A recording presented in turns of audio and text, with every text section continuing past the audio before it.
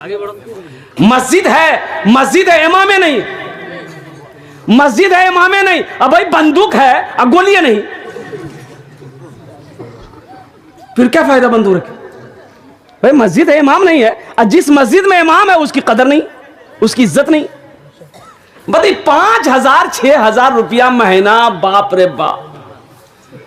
क्या आपके घर का खर्च 5-6 हजार 7 हजार में आपका घर का खर्च हो जाएगा? भाई आपका खर्च पूरा हो जाएगा? वो इमाम साहब की भी तो बीवी है, उनके भी तो बच्चे हैं, उनके बच्चे भी तो बीमार पड़ते हैं, वो भी तो पूर्णिया लेकर डॉक्टर के यहाँ जाता है। कभी आपने गौर किया है क्या इमाम साहब की भी तो कुछ ख्वाहिशात है कि भाई हम भी क्या कहते हैं कि अच्छा गोश्त खाते, खस्सी का गोश्त खाते, हम भी क्या कहते हैं कि मुर्गा, देसी मुर्गा खरीद कर खाते। आप उनकी ख्वाहिशों को मार रहे हो। 6,000 7 हजार में क्या होने वाला? एक बात याद रखना, आज हमारे घर में खुशहाली क्यों नहीं है, बस्ती में रवन्नक क्यों नहीं है? इसकी वजह यही है, इमाम परेशान है, अल्लाह सबको परेशान कर रखा है। इमाम परेशान है। अरे इमाम को खुश रखो, अल्लाह तेरे घर में खुशियां पैदा कर देगा। वो इमाम जिसके पीछे आप 5 वक्त की नमाज पढ़ते हैं, जुमे की नमाज पढ़ते हैं, उस इमाम को आप ऐसे तड़पा रहे हैं 5,000 6,000 7,000 रुपए में। आपने क्या समझ ली? और फिर भी ऊपर से बाप रे बाप। हे ते कहां जला 1 मिनट 20 वाली देखे ना घड़ी चलो सलाम। भाई इमाम आपका नौकर है क्या? वो इमाम का माने सरदार होता है। इमाम खुद मुख्तार है।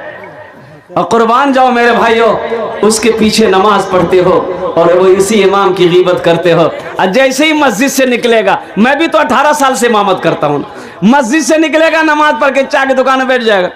ये इमाम छे नहीं, बहुत पहुँचलो छी, ये नीचू नहीं देखे छी, बहुत जमीन अब तह तक देखी छी।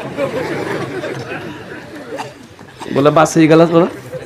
अच्छा इमाम साहब अगर इधर उधर देखेंगे, रास्ता चलेगा तो आदमी इधर उधर देखिए ना करेगा। भाई अभी नजर है ना तो आदमी कहीं देखे या देखा फालतू इमाम जी खाली झाके। अच्छा देखिएगा, ऐशा की नमाज में अगर इमाम साहब ने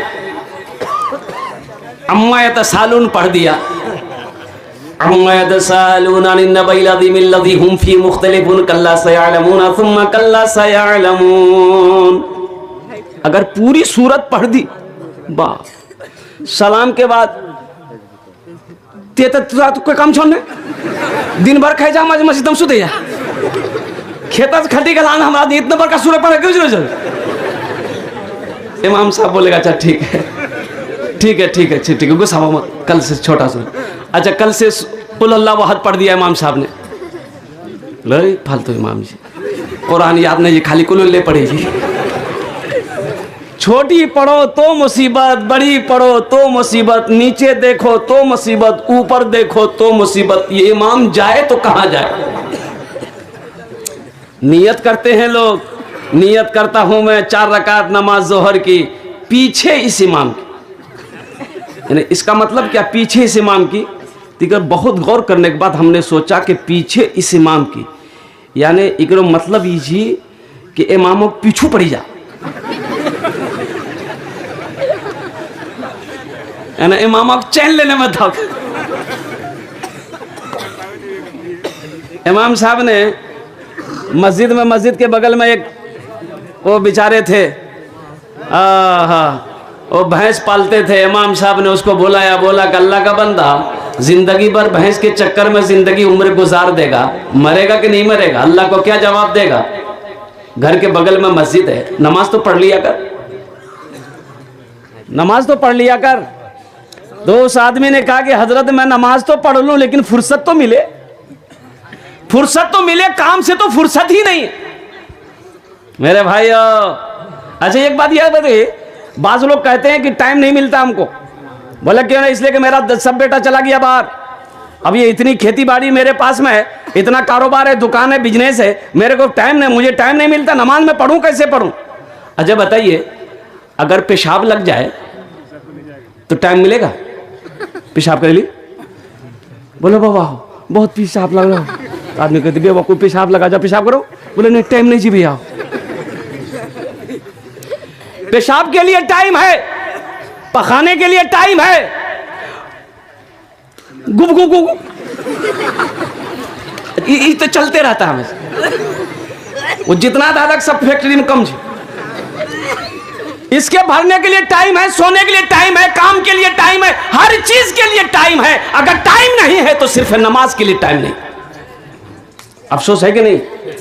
अल्लाह ने 24 घंटा दिया, 24 घंटे के अंदर में 1 घंटा अल्लाह के लिए नहीं निकाल सकते?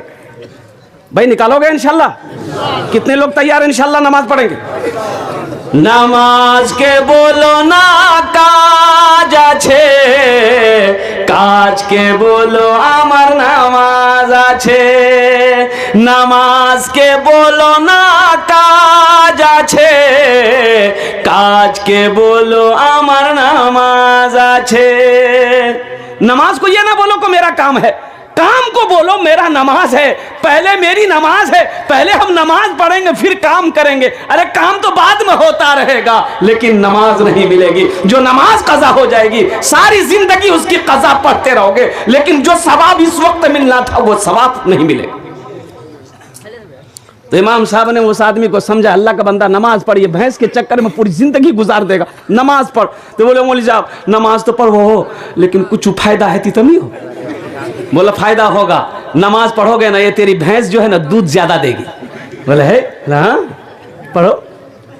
बोला कल फजर से तैयार रहिए, हम मस्जिद सब पहले हुआ, नहा धो के मस्जिद 4 बजे पहुंच गया। 5 बजे से अजान हुई, नमाज पढ़ा मस्जिद में और नमाज पढ़ के घर गया। आई तफाकन कही वो जब घर पहुंचा दिया भैंस मर गई। बोला हो देखो आखनिया नमाज शुरू कर लगने भैंस मरी गई। दौड़ा दौड़ा भागा आया इमाम साहब पास। बोला इमाम साहब गजब हो गया। बोला क्या हुआ? बोला देखिए अब ये फजर पढ़ के गए ना, वो भैंस एक मर गई। तो इमाम साहब ने कहा कि अल्लाह तुम्हें आजमा रहा है, सब्र कर, अल्लाह आजमा रहा है। बोला कोई चिंता नहीं, हम सब्र करते हैं। और जोहर की नमाज बड़ा डर डर के